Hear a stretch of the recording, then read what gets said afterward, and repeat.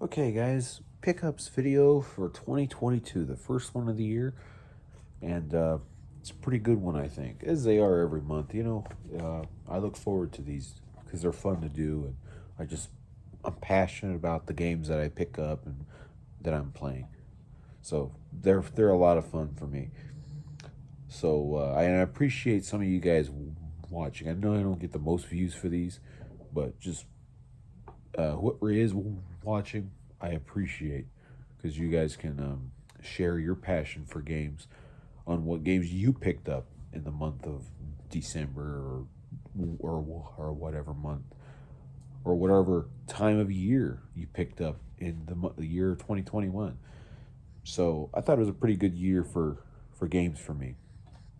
So I'll talk about the games that I picked up only in December, physically, not digitally, because it is what it is. I can't really show physical games.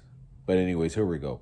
A minute in, and the first game is on PS2. Only one PS2 game this month, and it's the Metal Jesus game, Splashdown Rides Gone Wild. Now he will claim, well, he doesn't claim. He just acts like he discovered this first. Like nobody else knew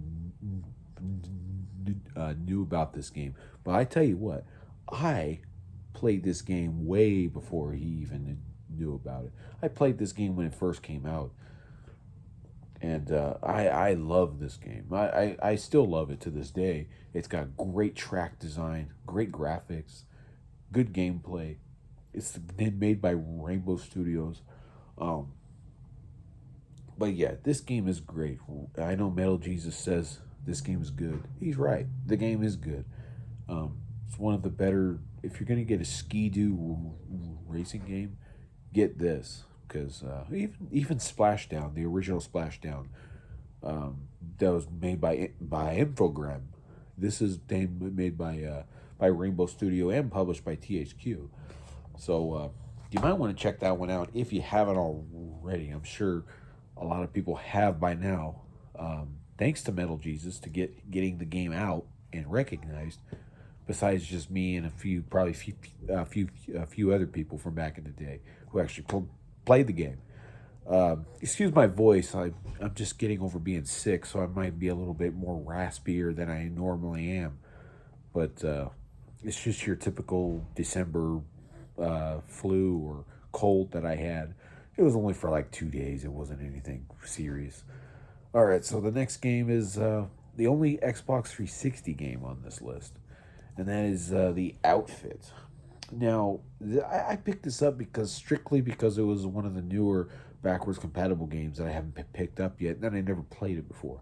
And it was a World War II game, so I went ahead and got it, and I only played like the first level. I kind of wanted to just sample it and see how it is, see what I'm getting myself into, and it does show its age, but the gameplay is still fun when you get the hang of it, and when you get into like the the meat and potatoes of the game of what it's supposed to be. It's a fun game, and I see the appeal for this game.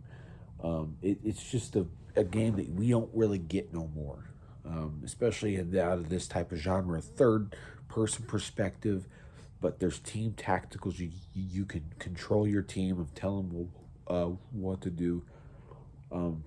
It's if you played Starhawk, you kind of has those elements where you build things and you make your squad and have them follow you or bring in bring in people to help you. But it's pretty good. It's nothing amazing or anything. This isn't anything like groundbreaking or you got to go out and play it. It's just a game for me because I've played a lot of the games already on 360.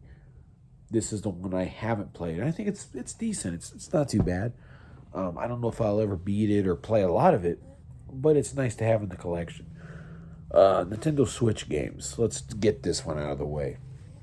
I went ahead and got a Christmas gift. One of my Christmas gifts were Super Mario 3D World, and I'm playing 3D World right now, and yeah, I'm really enjoying it, obviously. And this was the last 3D Mario game I haven't played.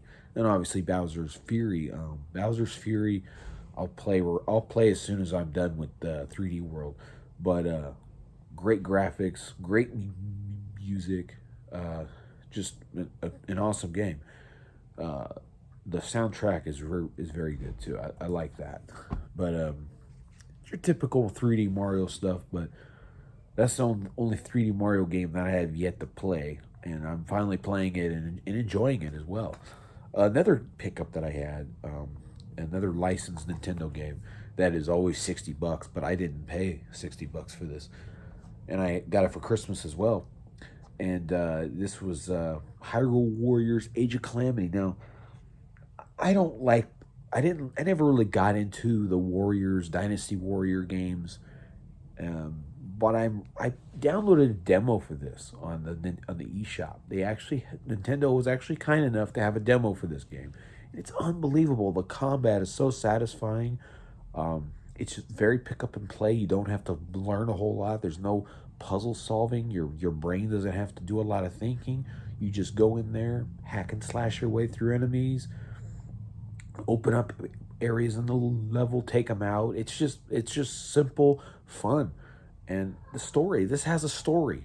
Unlike Breath of the Wild, this was a prequel to Breath of the Wild. So if you want a story on what Breath of the Wild was about, play this game because it has a far more interesting characters and plot and story than the entire Breath of the Wild game.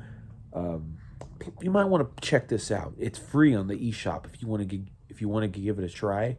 Download the demo and see for yourself if you want to buy something like this because it's definitely different. And good old Tecmo made this, and they helped Nintendo make this on the Breath of the Wild engine as well, which is also pretty impressive because there's so much stuff going on screen. The way they were able to get it on the Switch is pretty impressive because yeah, they're slow down and it's 30 FPS, but they had to get a lot of setbacks to get that thing on there. Um, I beat this game. One of the last games I beat for 2021. That and Fear.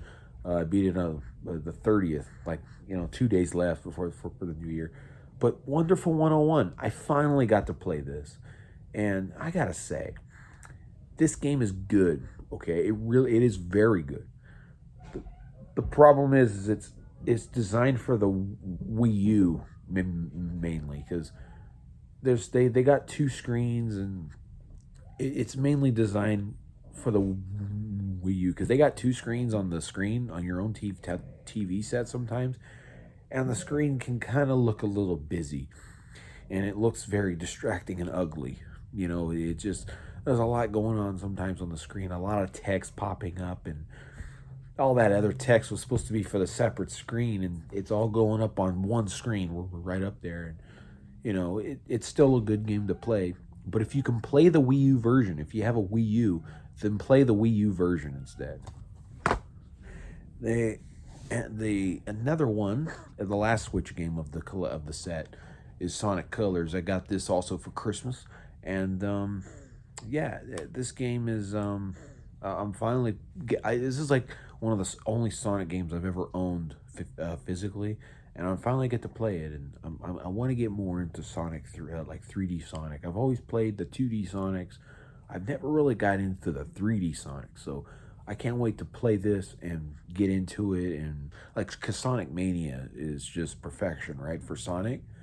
But this one, I played a little bit of it. It's so good. I love the music. I love the fast-paced level and intuitive gameplay where you just kind of just press a button and he does it. It's kind of like maybe a glorified QuickTime event, but this is pretty good so far. I'm going to put this on the back burner, play with Mario, and then when I'm done with Mario, I want to go over to this and play it because this is awesome. I can't wait to play this more. Okay, so I got some good PlayStation 1 games here. So let's get off from the bottom and work our way up. Okay, I got Jet Moto, the original Jet Moto. I played this as a kid, and I actually had a black label copy. I went ahead and got a greatest hits copy because I don't have any greatest hits games on PlayStation. But I went ahead and got the great. I don't mind greatest hits copies for PlayStation 1. I will happily accept greatest hits for PlayStation 1 because the green is a lot more tolerable than the ugly red that they use. And I think the reason why they stopped using the green is because Xbox came around and they had to change the color. So this one here, it still holds up. It's still fun to play. It's very tough. It's very challenging. Like the courses, like the more courses you unlock, the more advanced they get and the more difficult they get. And it's just really difficult, very challenging. A good AI, a lot of AI because like, when you look at the NPCs in this game, there's like 20 NPCs. And this is a PS1 game. Usually when you have a racing game on PS1, you're only racing like 4 or 5 NPCs. This is 20 at one time. And they actually took a step back in Moto 2 with they only had like I think like 15 or something. Like they had a little bit less. But this one, it's still pretty awesome. It's not for everyone, but I like my Ski-Doo games. I'm gonna notice I got 2 Ski-Doo games in this video: Splashdown and Moto.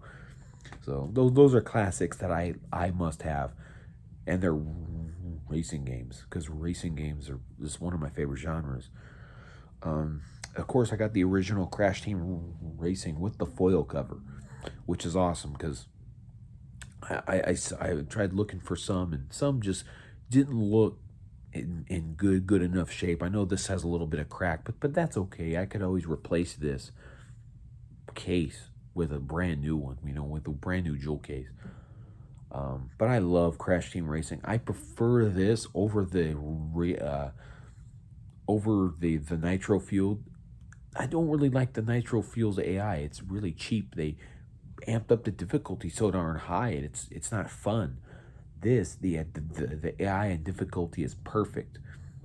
You're never out of a race in this game, or you can be coming up and they won't pass you like with like a couple feet left. It happens in this game, believe me, but not like in Nitro Fuel. Nitro Fuel, it just happened every single race for me, and I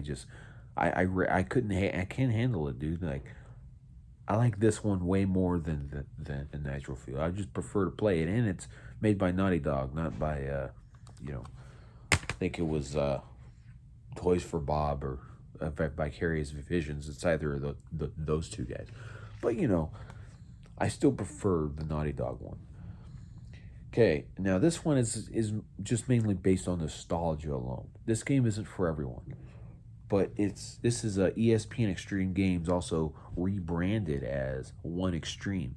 Now they have a long box copy. This is a launch title for PS1, and basically this was ESPN Extreme Games, but they took out the ESPN license, X Games license, for this, and just slapped One Extreme on the title, because this was originally the sequel to this was Two Extreme. Then they just rebranded this as One Extreme, and they came out with Three Extreme, which I need to get Three Extreme. That's also a pretty fun game. But these games are awesome. If you like Road Rash, which is another game that I enjoy, you gotta get this, because Road Rash is fast-paced action. You can kick people, you can go, but I love the levels. The level design is so unique because you go to Utah, you go to Salt Lake City, you go to South America. I mean, there's so many different unique landmarks in this game that isn't really present in these other games today. And I just like this game a lot. I think this game is still pretty fun today, and it holds up by today's standards. It's very pick up and play, and you can have a blast. But like I said, that's not for everyone. That's based on nostalgia alone, and that's why I purchased it because it's still a fun game for me. Now I finally got this. I have a complete Vigil 88 set, a set for arcade on 360, which I don't know if I'll ever own because of the digital purchases, and I don't even know if you could still buy that game on 360. But I finally got Vigil 88 Second Offense, and this copy is mint. It is pristine as ever. I mean, it's still glossy and doesn't have any scratches. It feels new. It feels clean. I don't know if he replaced this case, but there's hardly any scratches on the disc either. So, I mean, there's more wear and tear on the disc than on the case. So maybe he did rework this case and put a replacement. But I'm telling you, it's pretty pristine. I mean, it's unbelievable to me how great this copy is. And this game is going up there in price. It'll cost you around $40 to $50. Luckily, I didn't pay that. I paid a little bit less than that. But this is a great game, and it's not. I don't think it's as good as the first Vigil 88, but it's still pretty darn good, and it plays better than a lot of games today. Let's just say that it's pretty awesome. I love that game. Now this is the last game of this video, and I'm very proud of myself because I got this game brand new, sealed, and it is no longer. Unfortunately, guys, it is no longer sealed. It is in the PlayStation. It's in the PS2 right now. And that's Roll Cage Stage 2 by none other than the great Psygnosis, the defunct Psygnosis. Why? Why, Sony? Did you close Psygnosis down? I loved Psygnosis, and you had to close them down. It's also AKA Studio Liverpool. This is an awesome game.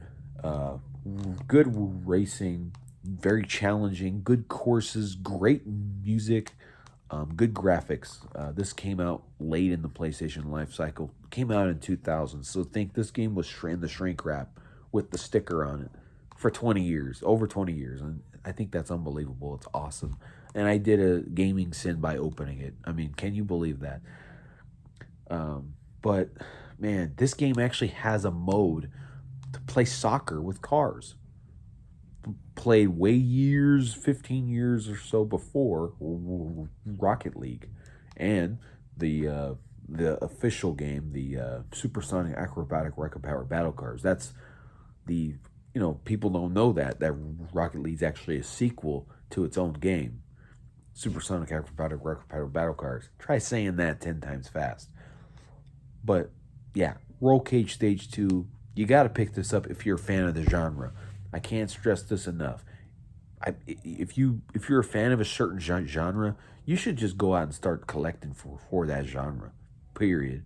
I mean, I love racing games, so I'm trying to collect a bunch of racing games for PS1, PS2, Xbox 360, Xbox One, not so much. I'm kind of done on Xbox for racing games on Xbox One. For PlayStation and PS2, dude, there's so many racing games for those systems. It's crazy. I love 3D platformers, but I can only play so many of them because some of them are very, very outdated, and some of them I can't play anymore. But a lot of them, if I see, you know, like I still want to go out and purchase some 3D platformers, shooters as well, first-person shooters, third-person shooters, anything like that as well. I'll collect, of course, RPGs. I love to collect RPGs. The problem is that some of the RPGs now are getting up there in price, and some of them, sometimes I'm not in the mood to play an RPG because I'm not willing to dedicate that time and dedicate my time to one game for a long time. A lot of times I like to play a game for 8 to 10 hours and move on to the next because I got a lot of games, and if I play smaller games, then I can play more games. So it's like I try to balance that and keep it where I'm constantly going on to the next game. I play a game for a couple of weeks, move on to the next. Play a game for a couple of weeks, move on to the next. I keep that momentum going, and if I'm on a game for 3 or 4 months, it really is draining sometimes. I'm just like, oh, I want to get this game over with. And now sometimes games are really good, like the Yakuza games. Those games are endless, right? Those games are long, and those are just a joy to play. I don't stress them at all. I'm not like, oh, just get this over with already. I could play those games for 100 hours, maybe 50, 60, 70 hours. I had in Yakuza Zero last year when I played it, and just enjoyed every minute of it. Absolutely love the Yakuza games, except for Like a Dragon, because Like a Dragon, just too much grinding. But anyways, that's it, guys, for my month of games that I picked up. Let me know what you guys picked up in the month of December. Hope you guys had a good holidays. Hope you guys had a good New Year, a safe New Year's. Hopefully, none of you got sick like I did. And you guys take it easy.